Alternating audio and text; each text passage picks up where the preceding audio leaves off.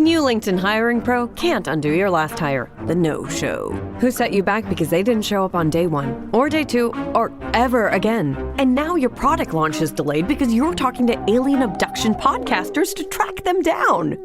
But LinkedIn Hiring Pro can help make sure your next hire sticks. In fact, businesses who use LinkedIn are 24% less likely to reopen a role in the next 12 months. Hire right the first time with LinkedIn Hiring Pro. Post a free job today at linkedin.com/quality.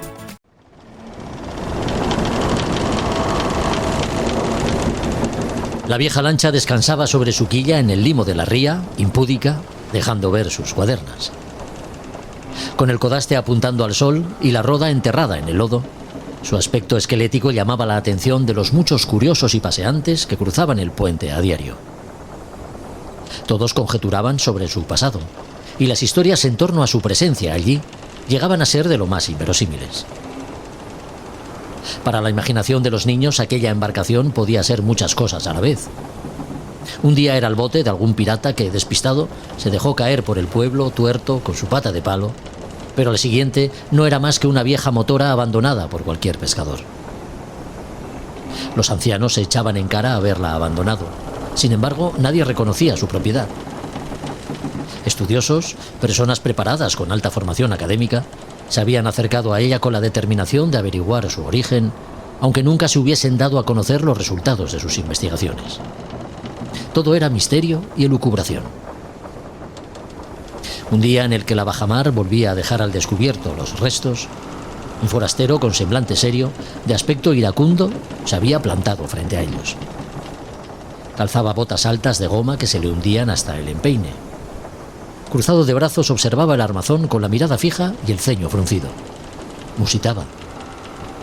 Apoyado sobre el trancanil de estribor, rompió a llorar. Frustración, resentimiento, culpa, amargura, vergüenza, quién sabe. A duras penas consiguió salir de allí. Despegar los pies del barro suponía un esfuerzo titánico y cada paso que daba un reto a superar. Se fue, y el misterio de la embarcación desnuda sigue sin resolverse, agrandado por el del extraño personaje que nunca volvió. A Son de Mar, el podcast para marinos y amantes de la navegación.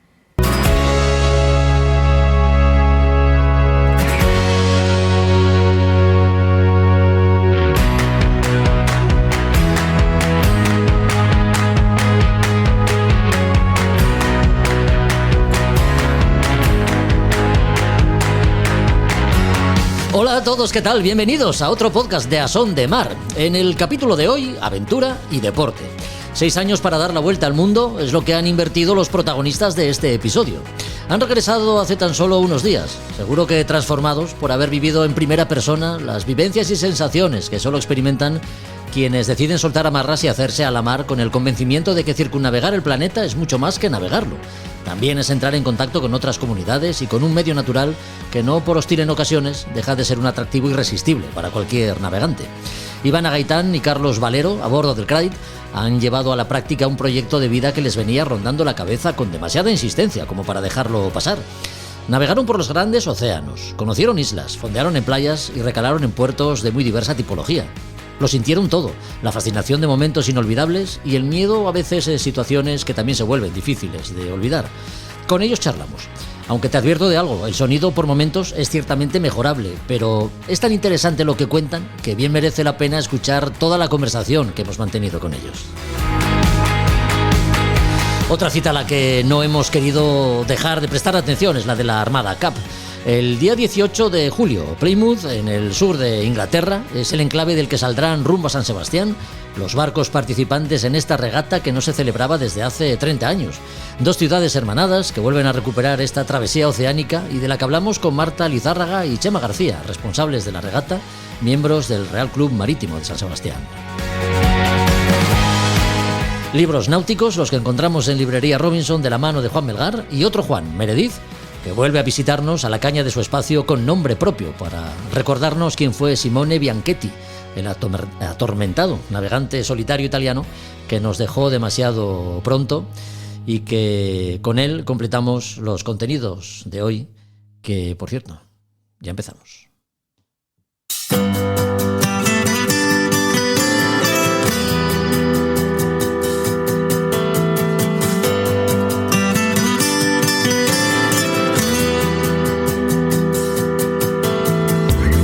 No es la primera vez que hablamos de una vuelta al mundo ni será la última, pero sí es una de esas veces que quienes la han protagonizado han ido un paso más allá. Los números cantan, 6 años de viaje y más de 40.000 millas, pero aparte de eso, la estela de su barco ha ido tejiendo alrededor del globo relaciones e iniciativas comprometidas e inspiradoras.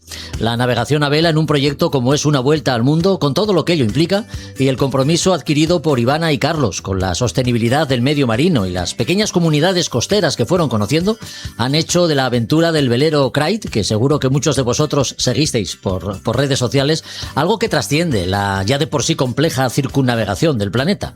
Así que ya los saludamos. Ivana Gaitán, Carlos Valero, ¿cómo estáis? Bienvenidos. Muy buenas. Hola, muy buenas. Hola, ¿qué tal? Muy buenas, Jorge. Muy buenas. 2020, Ivana, Carlos, es un año especialmente significativo en vuestras vidas, ¿no? ¿Qué día fue el de vuestra partida con la idea de dar la vuelta al mundo? Pues fue el 7 de julio del 2020 y primero hicimos el Mediterráneo. Íbamos a salir en Semana Santa de ese mismo año, pero como todos sabéis, fue la pandemia. Entonces lo tuvimos que retrasar al 7 de julio, que fíjate, hoy hace aniversario, hoy es 7 de julio. Efectivamente, así es, así es. Es una fecha señalada en vuestro calendario, sin duda, ¿eh? No es fácil olvidarse de ella. Sí, mira tú qué casualidad. La aventura, bueno, vosotros salís un 7 de julio, efectivamente, pero la aventura empieza mucho antes, ¿no? Cuando encontráis el barco con el que daríais la vuelta al mundo. Un Sun Odyssey 40.3 con una, digamos, mala salud que conseguisteis rescatar del olvido y adaptarlo a vuestras necesidades. ¿Cómo fue esa primera época del gran viaje?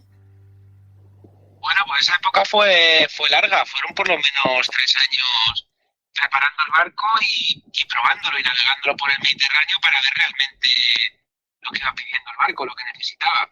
Y bueno, fue una preparación bastante compleja, digamos, en cuanto, porque el barco estaba pelado, estaba de serie totalmente.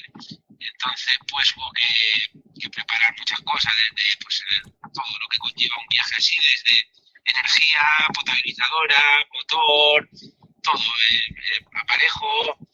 Fueron 3 años, la verdad, bastante ajetreados, pero también los recordamos con muy buena actitud. Estábamos muy bien. Fue parte del viaje también. Una parte, sí, muy bonita del viaje. La preparación también creo que empieza el viaje ahí, como bien has dicho, ¿no? Sí. Bueno, mucho trabajo, ¿no? Y seguro que más de un contratiempo, porque rehabilitar un barco no es una empresa sencilla. Sí, un continuo contratiempo, sí, la verdad es que sí. El barco estaba en buen estado, estaba en buen estado, pero muy pelado, es decir, no tenía absolutamente nada, estaba de serie, como lo puede entregar un astillero, exactamente igual. Estaba muy de serie. Entonces, pues sí, fue bastante complejo, sí. ¿Y cuáles fueron las principales, Carlos, cuáles fueron las principales modificaciones que llegasteis a hacer para adaptarlo a vuestras necesidades? Bueno, pues es que todo realmente, desde cualquier cosa, creo que cambiamos prácticamente todo, desde el fondeo, pues bueno, lo típico, cadena de fondeo, llevamos 100 metros de cadena, un molinete más potente, porque el molinete que llevaba era muy flojito, anclas, bueno, el tema del arco para poner placas en popa y poder llevar también el dinghy, batería, potabilizadora. La trinqueta también montamos un stay con trinqueta y enrollador. No teníamos ni ice, montamos el ice también. Cosas. Patentes, grifos de fondo, cambiamos todos los grifos. Bueno, lo hicimos prácticamente todo lo que se puede hacer, creo yo. Bueno, todo, siempre. Sí. Aquí nunca hay un máximo, ¿no? Pero sí, mucho pusimos, sí. Te oímos bien por momentos. Hay ratos bastante largos en los que te oímos muy bajito, Carlos. Igual es porque como estáis compartiendo a lo mejor micrófono, no lo orientas del todo bien, pero bueno, ahora sí parece que te oímos un poquito mejor. Oye, vale. y el proceso a la hora de escoger barco, porque tengo entendido que eres un buen conocedor de la mecánica naval, ¿no? Conoces bien el comportamiento de los barcos en diferentes escenarios y circunstancias. ¿Por qué el modelo escogido? Bueno, realmente lo principal que te limita a la hora de elegir el modelo, pues también es un poco el presupuesto, ¿no? Que puedes acceder a él.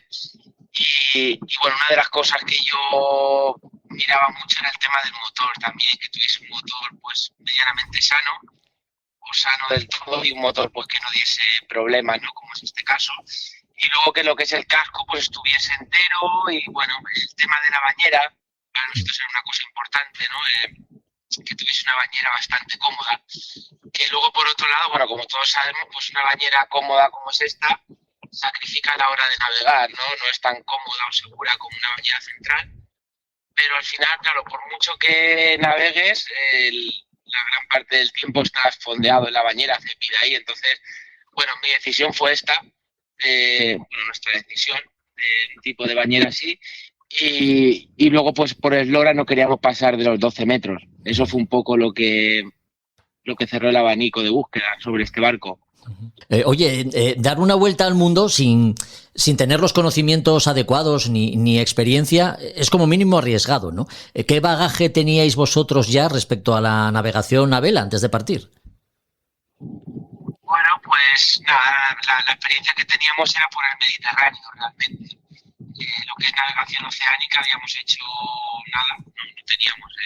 Por primera vez salimos a Canarias en el viaje, en esta etapa del viaje, y no habíamos hecho Atlántico, ni habíamos hecho navegaciones largas, pero sí que creo yo que teníamos un punto muy a nuestro favor, que era lo que es el tema de la mecánica, mantenimiento y todo esto, que creo que realmente de hoy en día para un viaje así es lo que es lo más importante, ¿no? Porque al final navegar también lo es, pero bueno, puedes ir perfeccionando tu técnica y bueno, con la ayuda que hay hoy en día de electrónica y toda la información que hay, pues esto creo que es más fácil, ¿no? Que el tema de lo que es el mantenimiento, las reparaciones y todo esto, que es lo que limita a mucha gente, ¿no? En este ámbito. Sí, porque y todo... también... Sí, dinos, Ivana, di. También nos hemos ayudado mucho de amigos navegantes que ya son de la vieja escuela, es decir, gente que ya tiene 19 Atlánticos, 29 Atlánticos, una vuelta al mundo, gente muy mayor. Yeah. Y sobre todo a nosotros lo que nos gusta es escuchar a esa gente que ha navegado cuando no existía Starlink, ni existía Navionics, ni nada de eso. Y entonces esa gente es la que verdaderamente te aporta mucha sabiduría. Sí, y sí. sobre todo hacer millas, que lo que realmente importa aquí no son los títulos, son las millas. Oye, y de esos expertos navegantes con los que hablabais, ¿hay algún consejo que os haya llegado de forma especial y que podáis compartir con nosotros? Bueno, pues yo diría que en general, pues bueno, la prudencia. Al final la prudencia y la paciencia, como dice un gran amigo nuestro, las 3 P's, que es prudencia, paciencia y perseverancia, ¿no? Sí. Creo que esos son los pilares, ¿no? de un proyecto así, porque, bueno, creo que es lo fundamental. Hay que tener mucha paciencia, perseverancia, ser muy constante con el mantenimiento del barco, porque si no, al final, si vas dejando cositas, te comen. Creo que eso puede ser lo más... Y hay que ser muy disciplinado en la mar, con el barco y contigo. Y al final la mente es lo más importante, ¿eh? Tener la mente bien para cuando viene mal tiempo, bien cuando vienen encalmadas. La mente juega un papel muy importante aquí. Sí, creo que es fundamental. Sí, Ivana, porque ¿hasta qué punto valorasteis el aspecto psicológico de la vida a bordo en un espacio pequeño como es el de un barco? Un espacio pequeño aunque cada día contemplaseis la inmensidad del mar, ¿no? Sí, la verdad que sí, pero por eso te digo que estar aquí en un espacio tan pequeño te hace ser más paciente, que no te importe tanto las cosas como a lo mejor en la vida terrestre, y te hace ser, es decir, que tienes que estar tú aquí solo en el medio, con la naturaleza, y al final creo que te hace mejor en todos los sentidos. Sí, sí. El aceptar lo que viene, ¿no? Sin frustrarte. Claro. Una avería, pues bueno, soluciono lo que pueda, mal tiempo, buen tiempo. Creo que eso es fundamental, ¿no? El no frustrarte, ¿no? Creo que esa es a lo mejor la frase. Enseguida. Y la humildad necesaria, ¿no? Como para ser consciente de lo pequeñitos que somos, ¿no? En medio de la inmensidad del océano. Eso es, sí. Yo creo que en nuestro caso, pues bueno, no sabíamos realmente a lo que nos íbamos a enfrentar. Ha sido un poco paso a paso, ¿no? El proyecto era, sí, vuelta al mundo, estaba ahí, pero bueno, el proyecto era llegar a Canarias Eso es. y luego llegar al Caribe, y poco a poco se iban dando si se daba, y al final, pues bueno, seguíamos teniendo ganas, todo funcionaba. Bueno, no fue directamente un proyecto de vamos a salir de aquí, la vuelta al mundo, no, se fue dando poco a poco y lo fuimos llevando así, sí. Ya. Oye, porque la vida a bordo en una vuelta al mundo, ¿cuántas cosas se enseña? Desde la gestión del conflicto a la paciencia que mencionabais, ¿no? El saber que hay cosas cuya resolución no depende de uno y asumirlo, es de lo que estamos hablando, ¿no? La cantidad de cosas que enseña una vuelta al mundo a vela. Sí, conforme lo has dicho, sí, es un reto constante, ¿no? Constantemente tienes cosas que superar, ya sea de trámites para entrar en países o de mantenimiento del barco o lo que estaba contando Ivana, ¿no? El gestionar tu propia cabeza, ¿no? Creo que es lo más importante, sí. Y sin olvidar, desde luego, el ímpetu con el que se maneja la naturaleza, ¿no? Que también impone su ley en muchas ocasiones. ¿Cuántos temporales y cuántos malos momentos habéis pasado? Esta es la que manda. Esta hay que tener claro que este es nuestro Dios. Podemos querer salir un día o podemos querer ir a un sitio, pero cuando el de ahí arriba dice para allá no, pues hay que ir para el otro lado, no hay que enfrentarse a él. Eso es una regla absoluta, como bien has dicho, sí. Sí. Este es el que manda. En cuanto a, bueno, temporales y cosas así, bueno, afortunadamente no hemos tenido ninguna cosa muy extrema en cuanto a, bueno, un ciclón, un huracán, cosas de estas no hemos pasado, gracias a la meteorología que hay hoy en día y todo esto, y sobre todo a cumplir los plazos, las fechas, ¿no? Esto es fundamental para un viaje así, porque está ya todo escrito y todo se inventas ya, y es cuando empiezas en la línea floja que puedes tener problemas, ¿no? Pero cuando estás en la época correcta, en el sitio correcto y tienes un poquito de paciencia, con los datos que hay hoy en día meteorológicos, pues bueno, es bastante fácil no entrar en un tiempo demasiado extremo, ¿no? Uh-huh. Aún así, claro, hemos tenido un poco de todo, ¿no? Hemos tenido hasta 50 nudos, pero bueno. Hemos tenido un poco de todo, sí. Sí, claro. Bueno, la cuestión es que acabáis de completar la vuelta al mundo, como quien dice. ¿Cuántos amigos se hacen después de 6 años navegando y visitando tantos sitios como los que visitasteis? Tendréis la agenda repleta. Wow. La verdad que sí, esto es de lo más potente. Ahora mismo tenemos amigos, creo yo, en cada parada que aún hemos tenido contacto con ellos. Sí. En cada país del mundo tenemos gente.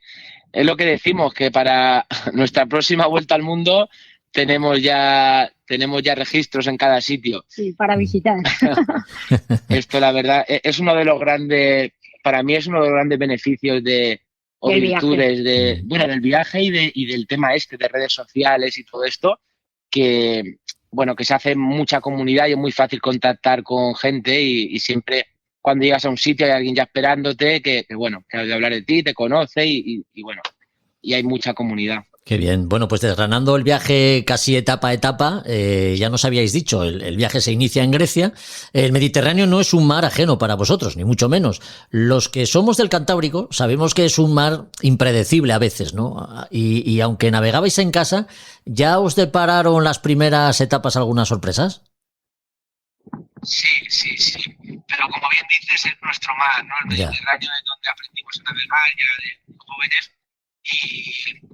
Pero sí, el Mediterráneo es, como bien has dicho, es impredecible. Puedes salir un día con una predicción de 15 nudos y encontrarte 40 cerca de algún sitio o cosas así. Y a ola corta. Con su ola corta, su meteorología tan explosiva, por así decirlo, ¿no? Comparado, que ha sido la gran diferencia que he notado yo en otros océanos, que es mucho más predecible, ¿no? Y mucho más estable y constante que puede ser aquí en el Mediterráneo. ¿Podríamos decir que vuestra salida de Grecia fue la salida oficiosa y vuestra recalada en Alicante marcaría de alguna forma la despedida oficial? Sí, realmente podría ser así. Yo cuento un poco desde la salida de Canarias, ¿no? Para mí fue lo que fue el gran inicio, ¿no? El gran salto primero, ¿no? Pero sí, una vez que abandonamos el Mediterráneo, también fue un gran paso, ¿no? Pero para mí el gran en un inicio fue desde la salida de Canarias, ¿no? Cuando ya dejas todo el continente atrás, ese fue realmente el paso para mí, sí. Y Llegaste, también pasa en el canal de Panamá, cuando pasas ahí Sí. el canal de Panamá y pasas al Pacífico, dices, aquí ya no hay retorno. sí, lógico.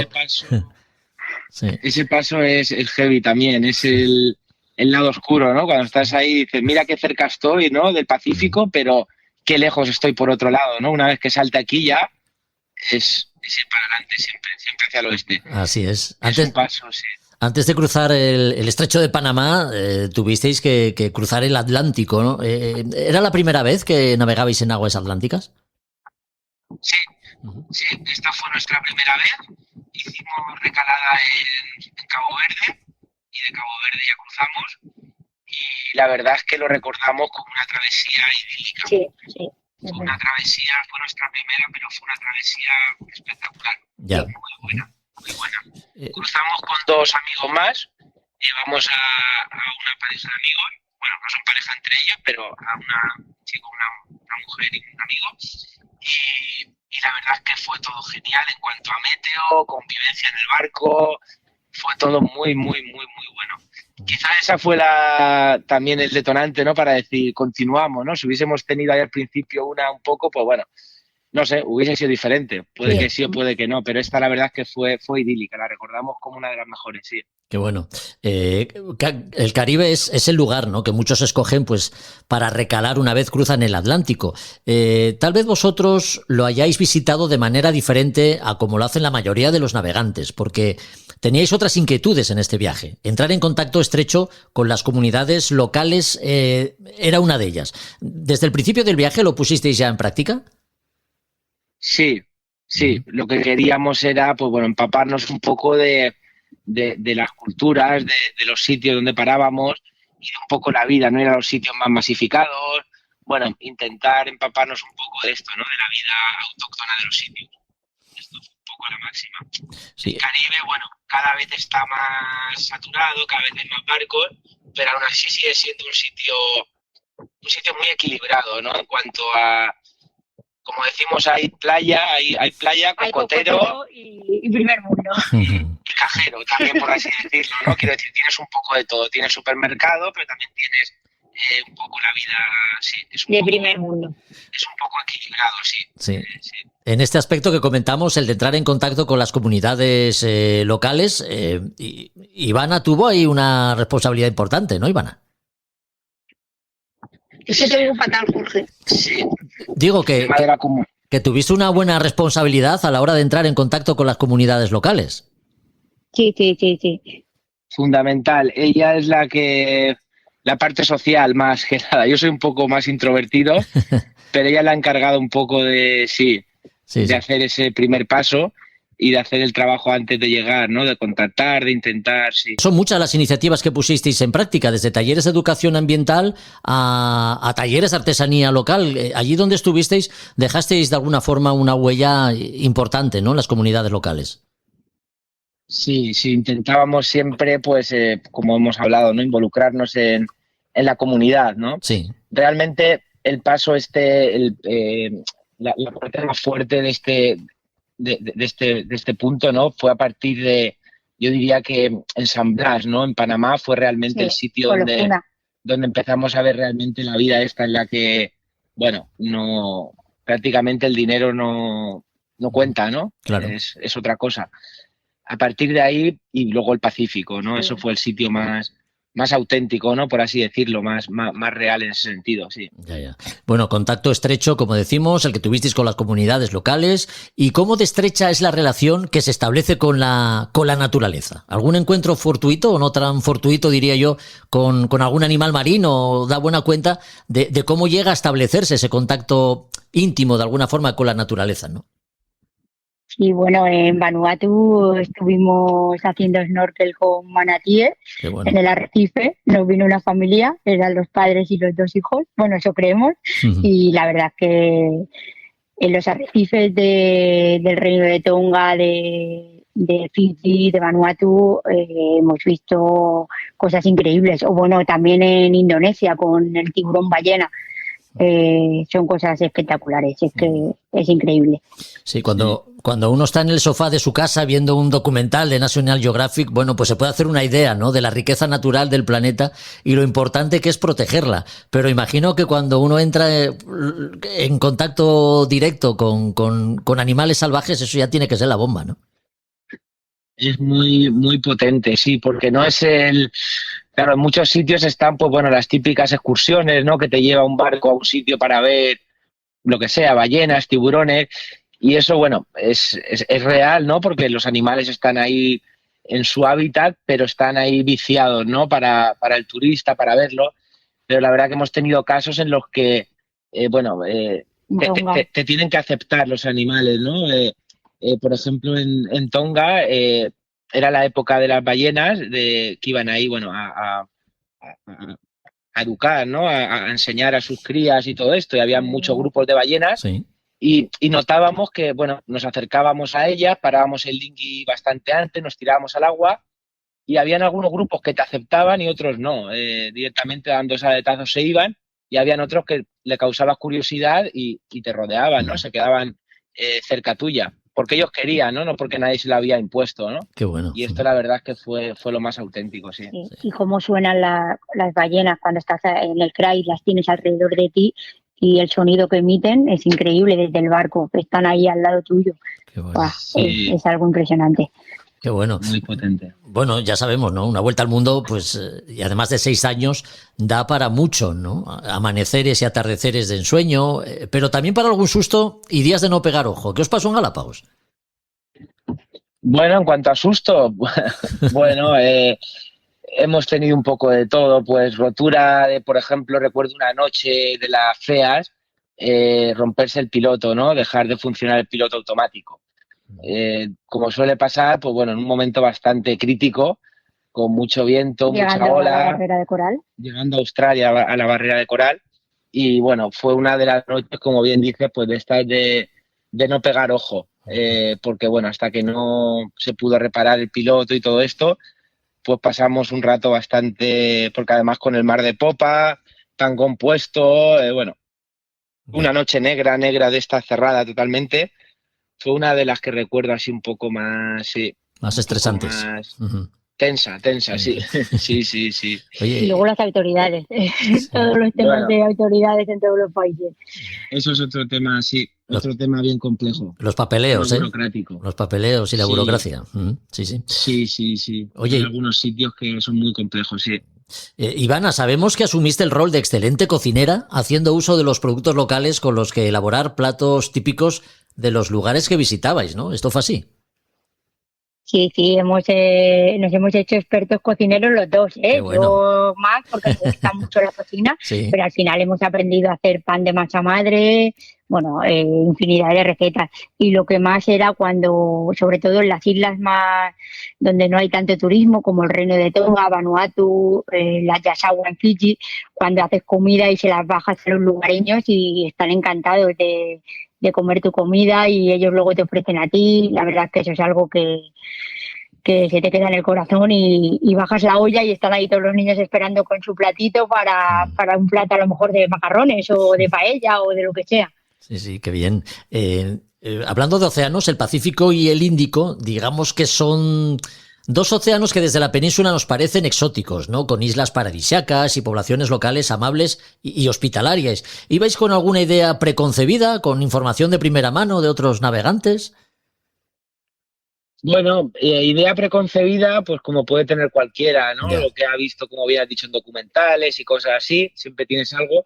Y luego información, sí, de hoy en día hay información reciente, tenemos grupos, incluso hay grupos de WhatsApp Ujú. de cada travesía, gente que reporta cosas de donde ha llegado y hay bastante comunidad. Pero aún así, con la información que nosotros teníamos, nos sorprendió mucho. Bueno, creo que nosotros no pensábamos que aún existían estos sitios en los que, bueno, como bien te he dicho, no hay dinero, ¿no? Es que, bueno, no hay luz, no hay electricidad, no hay cobertura y el dinero no funciona, ¿no? Yo pensaba que esto hoy en día ya no había un sitio así. Bueno, tanto esto como el tema de la vida marina, ¿no? Pensaba que había mucho menos coral y mucha menos vida de la que realmente hemos visto, ¿no? Que supongo que, claro, habrá bajado, ¿no? Con la que había hace años, pero bueno, una de las ideas que tenía preconcebida era que no iba a haber tanta vida y tantos arrecifes tan sanos, sobre todo en el Pacífico, como realmente vimos después. Bueno. Fue uno de los choques. Qué bien. Y el recorrido, por lo que nos contáis, sois personas que llevabais el viaje bien estructurado, ¿no? Digamos que el recorrido lo teníais diseñado desde el principio, o fueron surgiendo también destinos insospechados sobre la marcha. Totalmente, fueron surgiendo insospechados. La ruta era un poco, bueno, nuestro objetivo principal era regresar, ¿no? Regresar con el barco, porque hay mucha gente que hace esto y, bueno, tiene intención de vender el barco o parar el viaje en cualquier punto. El nuestro era regresar, ¿no? Con nuestro barco, que también es nuestra casa. Entonces, bueno, la ruta principal estaba establecida, pero luego siempre nos dejábamos un poco llevar con la mejor información, que es la que tienes cuando te vas acercando a los sitios, ¿no? Ahí es cuando en un fondeo puedes hablar con alguien que ya ha estado en el siguiente sitio, que viene de allí y te dice, pues mira, este sitio, al otro. Entonces siempre nos hemos dejado un poco llevar, siempre condicionado, como hemos dicho antes, por las épocas, que es lo que más nos ha marcado, ¿no? Las épocas seguras de navegación en cada océano. Ya. Entonces sabíamos el periodo de tiempo que teníamos para estar en el Índico, antes de que empezase la época de ciclones, en el Atlántico, y luego con esa época ya pues nos dejábamos un poco llevar. Nos apetecía estar en un sitio más tiempo, menos tiempo, movernos a un sitio que no pensábamos. Un poco así ha sido nuestra vida, sí. Pues muy bien. De lo que no hemos hablado es de la gente que dejasteis en tierra. El seguimiento por parte de amigos y familiares, imagino que sería constante, ¿no? Sí. Esta gente, sobre todo la familia, ha sido duro para ellos. Han ido poco a poco acostumbrándose a esto, ¿no? Pero ha sido duro. También es verdad que, bueno, hoy en día con la comunicación que hay, pues bueno, todos los días o prácticamente todos los días, pues podíamos reportar, ¿no? Decir que seguíamos flotando. Entonces, bueno, esto es una gran diferencia, ¿no? Cuando no había, por ejemplo, Starlink, ¿no? Ya. Que por otro lado, el tema este del Starlink, pues bueno, está muy bien, ¿no? Es una ayuda muy importante, pero, pues bueno, como todo, como en la vida misma, acaba deteriorando un poco lo que es la esencia de la navegación, ¿no? Esa es la realidad. Nosotros, nuestro primer cruce del Atlántico no lo hicimos sin Starlink, ahí no existía aún. Y fue muy diferente a los demás. ¿Sí? Fue muy diferente. El estar incomunicado realmente, ¿no? El poder recibir solamente un correo al día era un poco como la época de las cartas, ¿no? Aquí en España era como recibir una carta, ¿no? No era una comunicación así directa como tienes ahora cuando conectas. Sí. Entonces, bueno, es muy, muy diferente. Aún así, nosotros, nuestra política en el barco es conectamos Starlink una vez al día, 1 hora y no más. Conectamos, vemos meteo, hablamos con nuestro equipo de tierra que nos va siguiendo, con la familia y cortamos. Claro. No queremos, es muy fácil caer en dejar esto encendido y bueno, y cuando tienes esto es como te cambia la mentalidad, ¿no? Ya no vas en el barco, ¿no? Ya no lo sientes, ¿no? Estás ahí hablando con el amigo, haciendo cosas, ¿no? Que no, bueno, muy diferentes a lo que es el navegar. Sí. Entonces siempre hemos querido esto, ¿no? No estar conectados constantemente. Qué bien. 1 hora y adiós mundo. Nuestra frase es adiós mundo. Fuera Starlink. Hasta mañana. Es un poco el ponerle freno a esto, ¿no? Sí, es la manera de dejaros abrazar por la naturaleza, ¿no? Eso es. Es verdad que cada vez esto es más difícil. Yo creo que la gran mayoría de barcos que conocemos por ahí y tal van 24 horas con Starlink puesto. Bueno, es otra manera de navegar, ¿no? Ya te digo, a nosotros nos ha gustado estar un poco, poder disfrutar un poco la esencia, ¿no? Dentro de la época que estamos, no se puede luchar contra ello y es una herramienta muy, muy útil, pero intentar, bueno, utilizarla, no que te utilice, ¿no? Creo que es la palabra, puede ser. Desde luego que sí. Ivana y Carlos, después de 6 años dando una vuelta al mundo a vela, no me creo que amarréis en la península y os quedéis aquí para siempre. Bueno, ahora tenemos que estar amarrados. Bueno, hoy estamos fondeados, hemos tenido el día libre y estamos fondeados. Sí.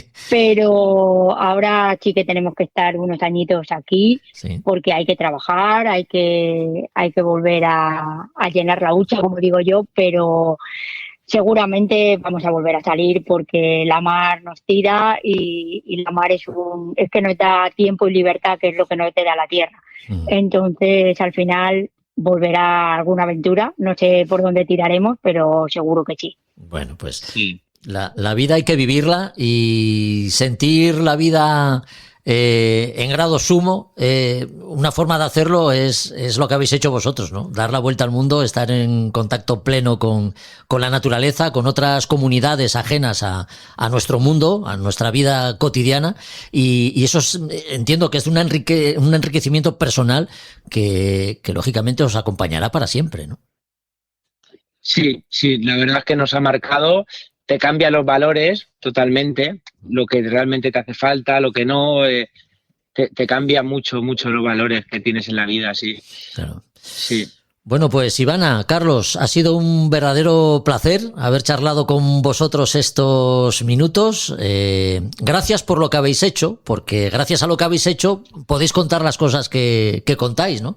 Y a los que estamos aquí en tierra, pues poniéndonos los dientes largos permanentemente con la idea y con ese sueño, ¿no? De alguna vez emular lo que habéis hecho vosotros. Así que, lo dicho. Pues una cosa, Jorge, solamente que, como bien escuchábamos nosotros antes de hacer esto, ¿Sí? que quien tenga la oportunidad mínima que no se lo piense, que larga marra, ¿no? Y porque llegues más lejos o más cerca, ¿no? El cumplir tus sueños se puede hacer, es totalmente... y al final, bueno, 6 años, en nuestro caso ha sido 6 años, otros lo hacen en 3, otros lo hacen en 10, de lo que sea, Sí. es poco tiempo para una vida, ¿no? Cuando regresas te das cuenta que todo está igual, ¿no? Y lo que tú has vivido en ese tiempo son 2 vidas, ¿no? Normalmente cuando haces en tierra, es una cosa muy, muy potente. Y no hace falta tener un barco excesivamente preparado ni alinear todo, ¿no? Porque si intentas buscar todo alineado es lo típico que, bueno, nunca llegas a salir, ¿no? Entonces hay que hacerse el ánimo y salir.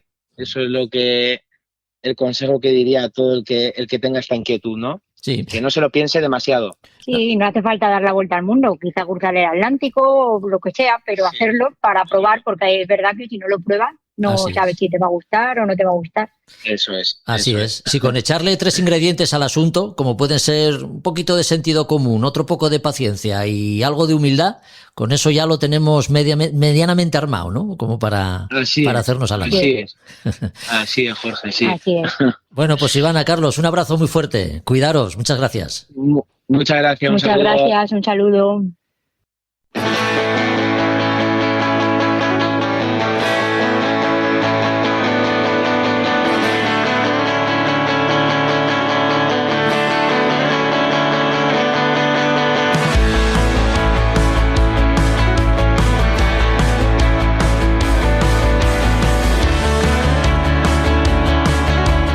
A Son de Mar, el podcast de Jorge Uría. Look back straight and see a crooked line.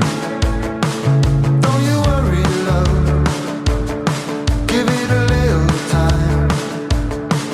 Feels like everything is running past you fast, and you watch the sand slipping through your hands. I know it's hard, but that's okay. Gonna make it out today, and they'll follow you everywhere. 30 años han tenido que pasar para que el Cantábrico recupere una regata de carácter oceánico que hermana a las ciudades de Plymouth, al sur de Inglaterra, con San Sebastián. La Armada Cup vuelve a celebrarse con todos los ingredientes que caracterizan a una exigente prueba. 460 millas, cruce del Canal de la Mancha y descenso del Golfo de Vizcaya en una época del año que sobre el papel no debería presentar demasiados sobresaltos, pero que tratándose de ese rinconcito de aguas atlánticas, pues nunca se sabe. Hablamos los próximos minutos con Marta Lizárraga, quien fuera gerente del Real Club Náutico de San Sebastián y navegante en la Armada Cup hace ya más de 30 años, y también con Chema García, actualmente director de vela en la misma entidad, responsable técnico y regatista en esta edición que ocupa los próximos minutos de A Son de Mar. Marta, Chema, ¿qué tal estáis? Bienvenidos a Son de Mar, muy buenas. Hola, buenas tardes. Buenas tardes, sí. Hola, muy buenas a los dos. Todo bien. Marta, en 1986 tiene lugar la primera edición de la Armada Cup. Tú participaste en alguna de ellas, ¿no? Sí, yo en la siguiente, en la del 88. O sea, hace ya 38 años. Oye, ¿qué tipo de barcos participaban ya entonces? Pues la verdad que eran más clásicos, había pues más de barco de madera, de los barcos, lo que eran los barcos británicos, pues eran más clasicotes, ¿no? Y ya, bueno, pues el barco estrella en aquella época fue un one-tonner que cogió, bueno, alquiló un grupo de navegantes de aquí de Donosti, sí. y era la sensación de la bahía. Qué bien. Oye, Chema, de los barcos que conoció Marta en la década de los 80 a los que pueden verse este año, la diferencia es notable, ¿no? Sí, sin duda. En la mayoría de los casos de los inscritos sí que son barcos totalmente diferentes, pero también es cierto que tenemos algún barco que, bueno, quizás por nostalgia o por la aventura quizás del evento o lo que sea, pues tenemos algún barco inscrito también pues que es de 1980, 1985. Pero sí, la mayoría ya son barcos modernos, ya planeadores y un poco de todo. Tenemos bastante variedad en los barcos inscritos, sí. Nostalgia, aventura y esos que participan de la década de los 80, cierto romanticismo, ¿no? ¿Cómo navegaban aquellos barcos, Marta? Pues la verdad que la historia parece que nos hace mayores porque ha cambiado muchísimo. O sea, no tiene nada que ver las regatas aquellas de los 80, finales de los 80, a cómo es ahora. Ya no solo el tipo de barco, sino el tipo de navegación. Yo diría que la regata de entonces era más aventura y algo de regata, y ahora todos son más regateros y un poco de aventurilla, ¿no? Sí, porque en aquella época otros diseños, como estamos hablando, con barcos, entiendo, ¿no? Que alguno de quilla corrida habría, semicorrida, en fin, barcos de época. Sí, incluso había eso, sí, barcos eran de madera, de quilla corrida, sí, había un poco de todo. Pero ya te digo, era otra filosofía, no se vaciaban los barcos para hacer las regatas y bueno, y cruzar el canal con las corrientes, pues era toda una aventura real. Eso sí, Chema, para participar en la Armada Cup los barcos deben tener más de 10 metros de eslora y ¿algún requisito más? Bueno, sí, pues los requisitos al final son los que nos marcan la categoría 2 de la World Offshore Regulation de la Federación Internacional, que bueno, pide todo el tema de requisitos de seguridad. Sobre todo donde más nos centramos nosotros de exigencias es en el tema de seguridad y que vayan, pues tanto para ellos como para la organización, que sea una prueba segura. Recordemos que la Armada Cup se celebraba y a partir de ahora se volverá a celebrar cada 2 años. En 1988 participas tú, Marta. ¿Te tocó una regata llevadera? ¿Cuál crees que es la mayor dificultad que afrontan los regatistas en la Armada Cup? Hombre, pues en mi edición, que fue salida de Donosti, llegada a Plymouth, ¿sí? La travesía en regata estuvo muy bien. Incluso la entrada al canal con viento, speed, tengo muy buen recuerdo del trozo del canal. En cambio, yo me quedé luego en Plymouth para hacer el transporte del guantoner ese que te comentaba, entre otros compañeros, y eso ya fue una pesadilla. O sea, nos tocó el canal con olas de 6 metros que no eran olas, eran paredes de agua. Caray. Y eso sí fue más duro, y eso que, como tú decías al inicio, es julio, es verano, pero el canal y el Cantábrico y el Golfo de Vizcaya en especial, pues tienen su aquel. Ya. Chema, es pronto para saber las condiciones meteorológicas que se darán en el Golfo de Vizcaya. Lo que sí sabemos es que el Canal de la Mancha hay que cruzarlo y la Bretaña se dejará por babor. Ambas son zonas técnicamente complejas que habrá que gestionar, ¿no? Pues sí. Hay como 2 partes, vamos a decir, de la regata, que entendemos tanto como regatistas como organizadores, que es la primera parte, lo que dices, hasta la zona de la Bretaña, con el cruce del canal, en el que pues hay que tener muy en cuenta, lo primero, el cruce del canal con el tráfico marítimo y las condiciones que haya. Y luego, una vez nos acerquemos a la zona de Francia, del norte de Francia, pues ahí pues hay que estar con los libros de mareas para debatir un poco ahí en la tripulación. El que debata, habrá quienes no debatan mucho, y decidir un poco si me pego a tierra o no, un poco qué táctica tomar en esa parte. Y luego la segunda parte, en la de ya el puro Cantábrico, bueno, el puro Golfo de Vizcaya, porque Cantábrico es la zona más española, ¿no? Pero en el Golfo de Vizcaya, pues ahí valorar un poco también si hay un momento, si están entrando frentes del oeste o si tenemos más vientos sures, y ahí decidir si tirar hacia el oeste para luego bajar con algún frente en caso de que haya previsión de algún frente del oeste, o pegarnos al lado de Francia, de la costa francesa, pues porque vayamos a tener más nortes o lo que sea. Entonces, bueno, ahí está un poco la táctica de la regata para los regatistas. Sí. Ya. Oye, y ya que hemos mencionado la meteorología, ¿cuál sería el escenario más favorable y el más complicado? ¿Puestos a pedir? Hombre, pues el más favorable, nordestes, sí. Y el peor, pues sures. Sí, realmente una de las complicaciones, cualquiera de los que hemos pasado el Canal de la Mancha, aunque sea, bueno, casi hasta peor cuando hay mucha niebla, porque en estas épocas no se descarta que pueda haber nieblas bastante densas en el canal, lo que quiere decir que habría poco viento. Yeah. Ahí está un momento un poco crítico. Entonces ahí lo más favorable evidentemente sería que mucho o poco, pero que haya viento para cruzar más o menos rapidito.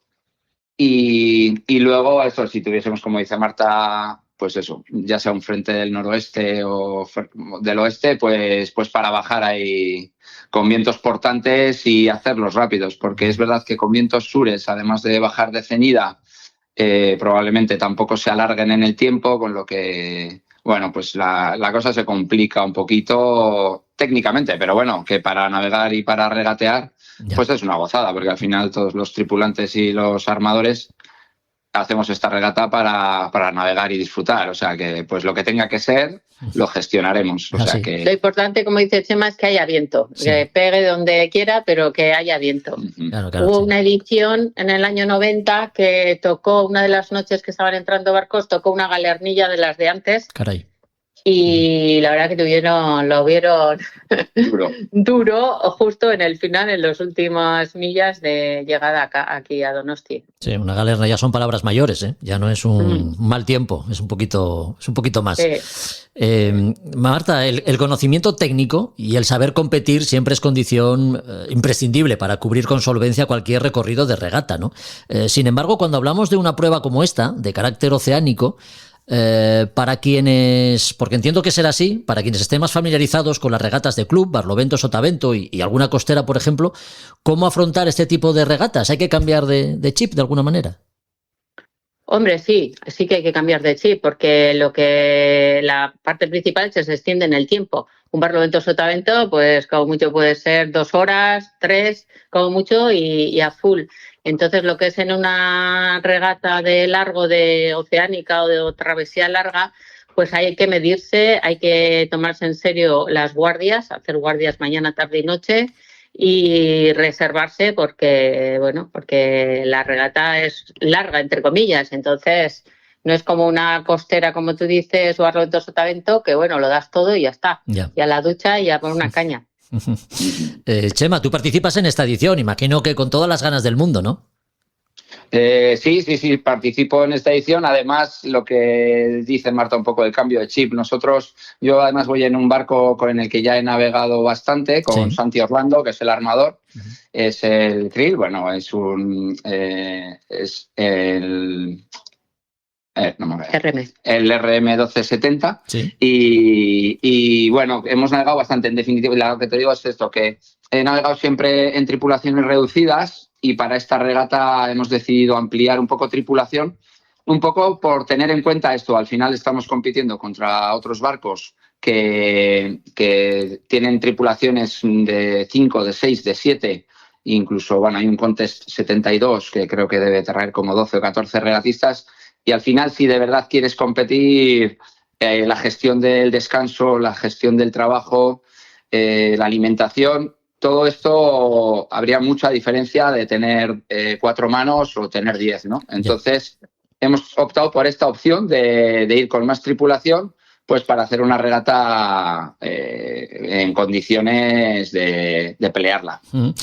Antes recordábamos con Marta los inicios de la Armada Cup. En 1986, en su primera edición, se inscribieron 47 barcos y en las 12 ediciones posteriores, la del 88 y el 90, llegaron a participar hasta 64 embarcaciones. ¿Cuántos barcos están preparados para tomar la salida el próximo 18 de julio? Bueno, como decías antes, ha cambiado mucho el tema. Antes era más, pues era como te decía, igual tenía más de aventura que de regata en sí, y entonces era a que no hay y a que sí hay, y te animabas y ibas. Ya. Ahora el participar en una regata de este tipo a gente amateur, pues la verdad que tiene muchos requerimientos, muchas exigencias, ¿no? Ya desde preparar el barco, con todos los requisitos que te comentaba Chema de seguridad que hay que llevar a bordo. Claro, antes pues con llevar la balsa y los chalecos ya íbamos felices, pero ahora hay que llevar un montón de electrónica y un montón de artilugios para la seguridad. Entonces, pues no es tan sencillo como antes participar en esta regata, ¿no? Y entonces nos marcamos un objetivo que era tener unos 10-12 barcos para recuperar esta regata, y bueno, hemos llegado a 16 inscritos.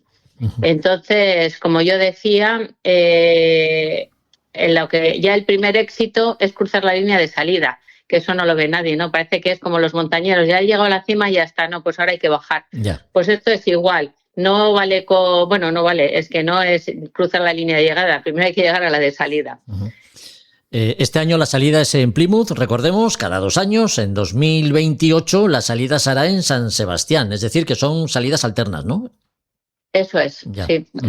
Bueno, la Armada Cup aprovecha también para recordar, digamos, la figura de Vicente Munilla, muy querido, ¿no?, por quienes llegasteis a conocerlo. Sí, pues Vicente Munilla, la verdad es que yo le conocí siendo yo pequeño, con lo que no tengo demasiadas referencias, pero al final ha sido una persona que creo que ha marcado bastante al Real Club Náutico de San Sebastián en lo que es la promoción de la vela en crucero. Y entonces también está ahí la familia y el propio club que cada año con su regata memorial Vicente Munilla le recordamos, y bueno, es un momento importante y bonito para juntar tanto a la gente que le conoció en su momento como a los que no la han conocido pero siguen con este deporte. Y sí, claro que fue una persona pues importante en la vela guipuzcoana, me atrevería a decir, sí. Como te comentaba antes, pues fue uno de los pioneros que junto con otros dos se animaron a alquilar pues el barcazo de la época para que la gente de aquí pudiera participar en la regata, ¿no? Porque un one tonner pues suponía bastante tripulación preparada, y yo pues tuve la suerte de poder participar en el transporte luego de bajada, que incluso iba el Toti, como le llamaban aquí, de tripulante también. Qué bien. Marta Lizárraga, Chema García, 2 personas que conocen bien la organización por dentro de la Armada Cup, esta regata que no se celebraba en el Cantábrico desde hace algo más de 30 años y que vuelve a las aguas del Golfo de Vizcaya, de Plymouth a San Sebastián. Con ellos hemos hablado de las características de esta regata, sus peculiaridades, de los participantes y, bueno, hemos elucubrado un poquito sobre las mejores condiciones meteorológicas que se pueden dar en el Golfo de Vizcaya durante las fechas en las que se desarrolle la prueba. Pues nada más por nuestra parte, agradeceros que hayáis compartido con nosotros estos minutos, Marta, Chema, que sea todo un éxito, que quedéis con muy buen sabor de boca y que por supuesto tengáis las mismas ganas que tenéis este año de participar, las tengáis en 2028. Vale, pues nada, muchas gracias también a vosotros por poner el foco en nuestra regata y en nuestro club.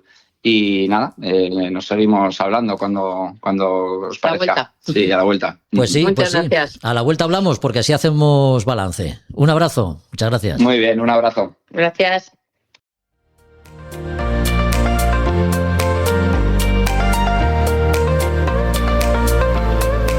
Si quieres navegar o aprender a hacerlo con pasión, la pasión por la mar la encuentras en las travesías que organiza para ti Mauri Fernández. Ven con tus amigos o en familia. A vela o a motor, desde Alicante, la navegación por el Mediterráneo y la práctica de la pesca deportiva se convierten en experiencias únicas. Disfruta del relax de un placentero viaje acompañado por el sonido del viento al soplar o del subidón de adrenalina cuando se mete un túnido a bordo.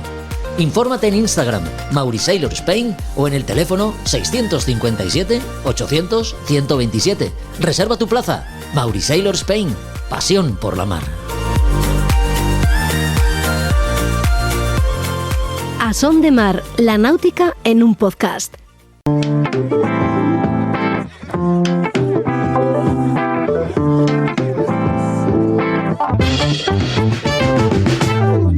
Hablamos de libros, ya sabes, como hacemos en cada capítulo. En Librería Robinson también puedes encontrar todos esos textos que están relacionados con la náutica y que además son de muy diverso tipo: narrativa, libros técnicos, derroteros y hasta cartas náuticas.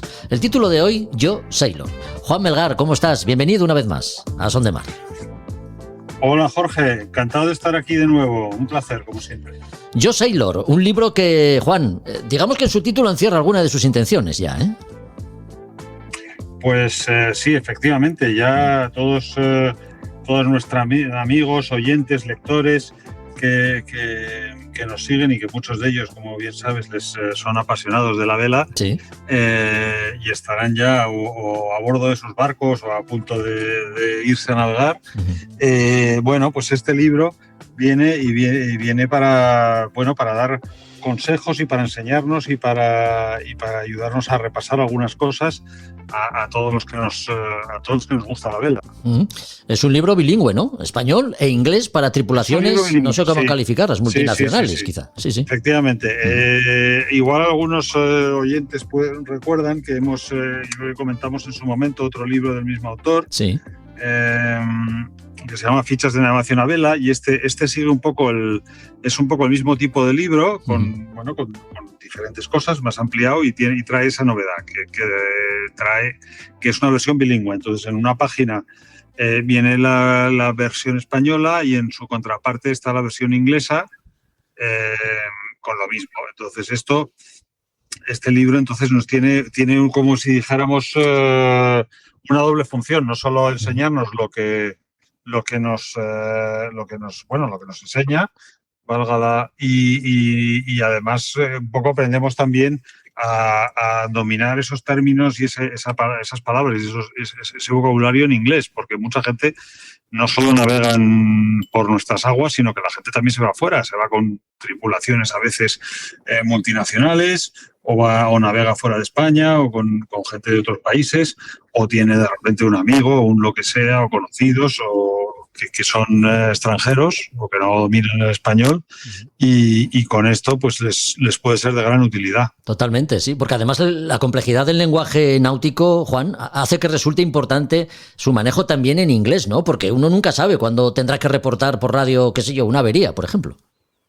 Efectivamente, como bien sabes, el lenguaje náutico es en sí casi como otro idioma distinto, ¿no? Sí. Entonces, si encima ya es en otro idioma que no es nuestro idioma materno o el idioma que utilizamos más a menudo, pues la cosa aún se enrevesa más todavía o se pone más complicada. Pero bueno, este libro, nos ayuda a superar ese bache y bueno, de todas maneras, el contenido en sí, en lo que se refiere a la vela y todo lo que nos dice, aparte del tema del inglés, es que es estupendo, es muy didáctico, porque está así escrito y diseñado, ¿no? Como si fuera un poco de una manera, se podría decir casi infantil, ¿no? Porque va con unos dibujos así muy a mano, unas ilustraciones, pues un poco como si se sienta uno y te lo, mira, déjame un papel y un boli que te lo voy a pintar, ¿sabes? Un poco en ese estilo.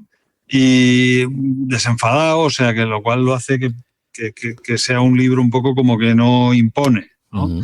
Y porque hay libros de vela de repente, pues oye, que sí, que son para los que saben mucho, para los que piensan, y que pues que los abres y empiezan a aparecer por ahí las raíces cuadradas y lo que dices, joder, estoy yo cuando estoy con las... Sí. Sí. Sacando la calculadora de los problemas, a ver si saco medio nudo. Sí. ¿No? Entonces, esto tiene como 3 niveles, ¿no? O sea, va Va con el nivel 1, que es el más sencillo, pues a ver, nos explica conceptos básicos. Luego el 2 ya tiene unas maniobras un poco más avanzadas y luego ya el 3 pues son cosas ya más complicadas. Y cada página, te digo, es una maniobra, un concepto, una situación o un algo, y todo ello referido a la vela.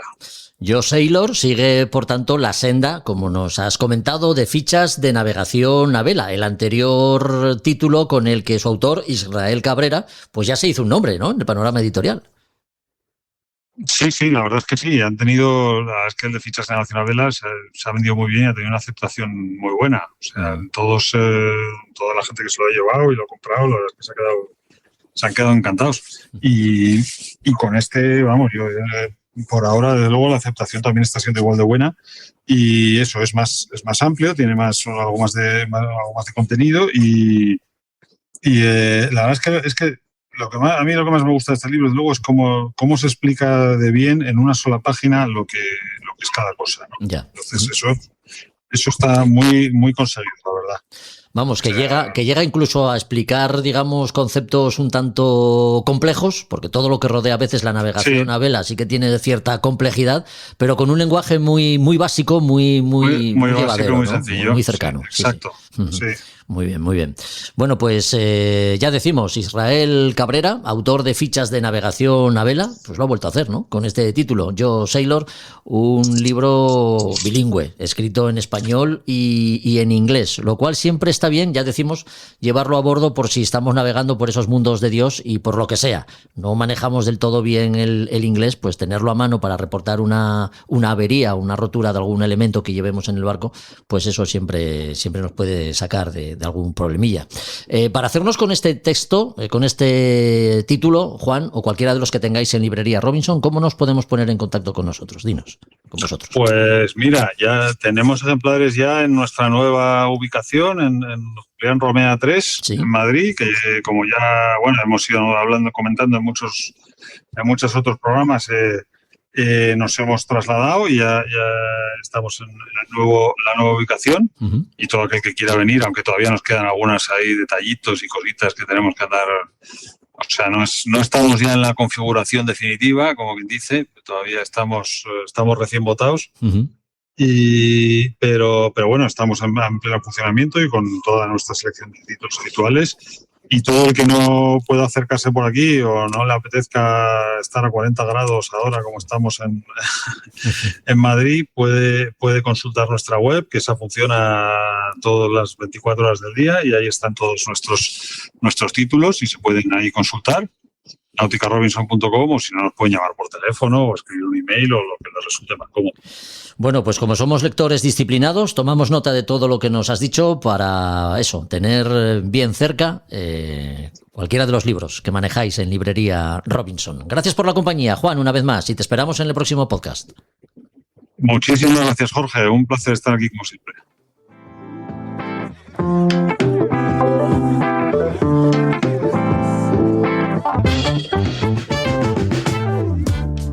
A Son de Mar, el podcast para marinos y amantes de la navegación.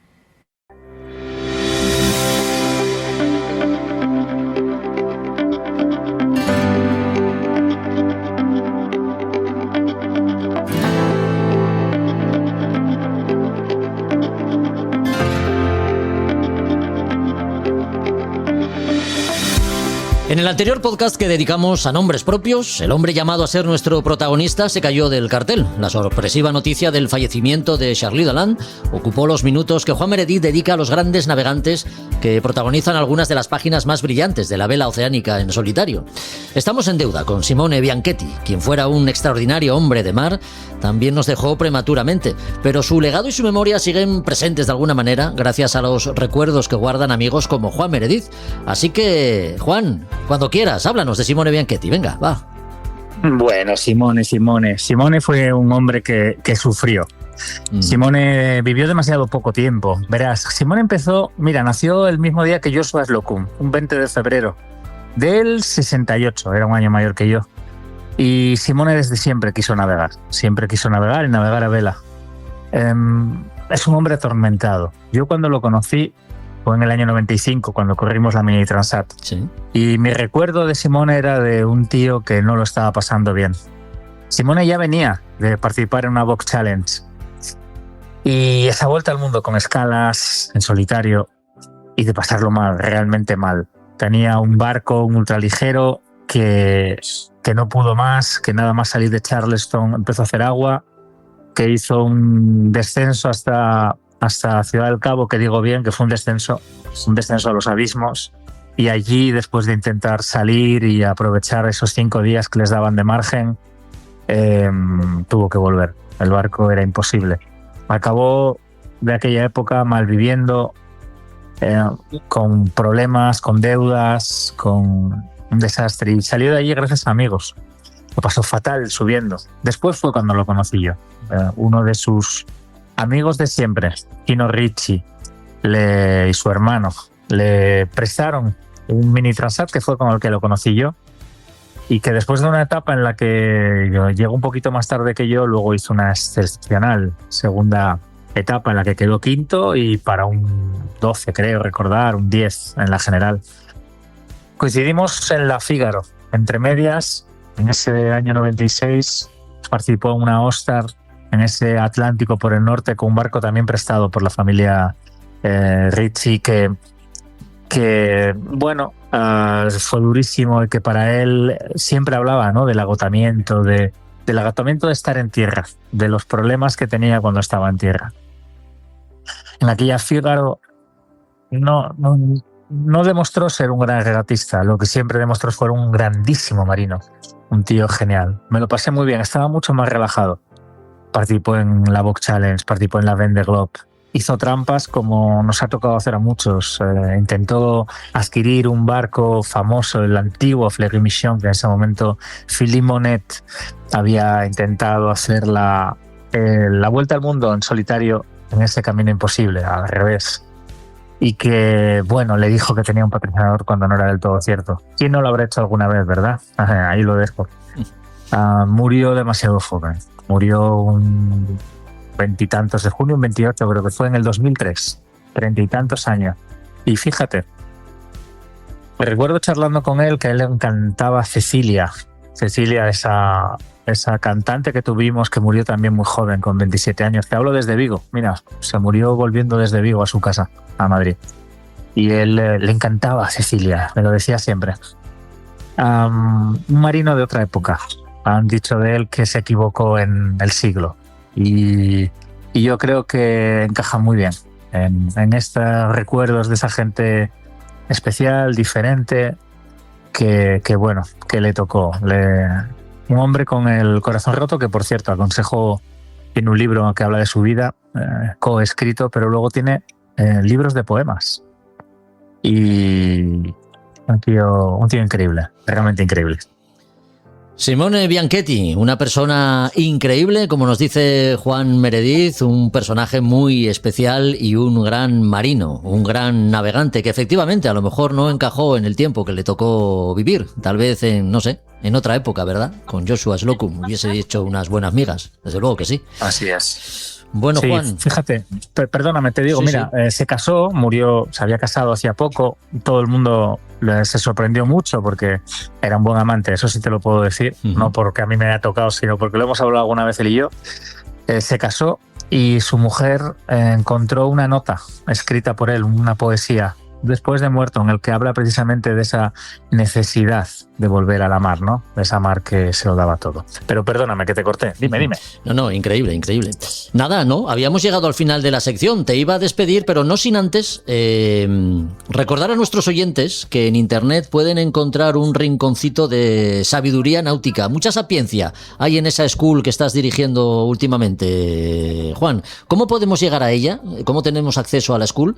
¿Y qué contenidos tiene? ¿Qué podemos aprender en tu school? Cuéntanos. Bueno, sí, muchas gracias por recordarlo. Gente de Mar con Juan Meredith, sí. Pues en School hemos abierto una comunidad de pago, pero donde intentamos que realmente sea rentable en cuanto a que hay mucho contenido. Se hacen cosas sobre cartas y navegación en carta. Yo tengo mi propia sección de Juanitadas, más errores y soluciones, más...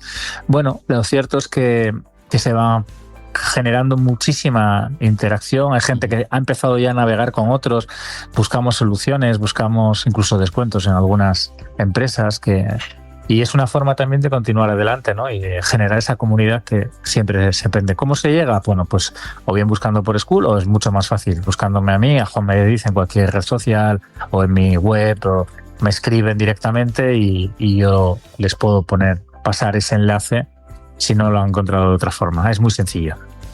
Y que no tengan miedo quienes están empezando en este mundo de la navegación a vela, Juan, porque en esa School hay sitio para todos, ¿eh? Para los principiantes y para los más expertos. Desde luego, siempre digo lo mismo, no hay pregunta estúpida, hay respuestas estúpidas, pero preguntas ninguna, y ahí hacemos de todo y ya te digo, es un sitio bastante libre, a mi forma también de navegar y de explicar y de momento, bueno, muy contento. Bueno, pues la encontramos en internet. ¿Con qué dirección? Recuérdanosla. No lo recuerdo exactamente, pero buscando Gente de Mar con Juan Meredith, pero si no, Juan Meredith en cualquier red social se encuentra fácil. Gente de Mar con Juan Meredith, qué título más bonito. Bueno, Juan, pues nada, que te esperamos aquí en el próximo capítulo. No nos digas de quién nos vas a hablar, porque eso es un secreto que guardamos entre tú y yo. Eso es. Y seguimos hablando. Un abrazo fuerte. Un abrazo grande.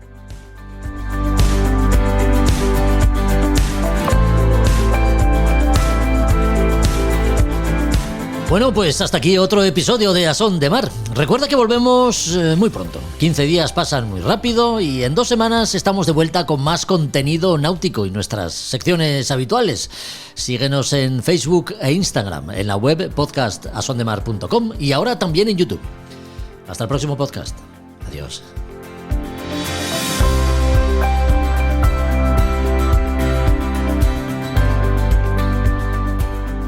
A Son de Mar, la náutica en un podcast.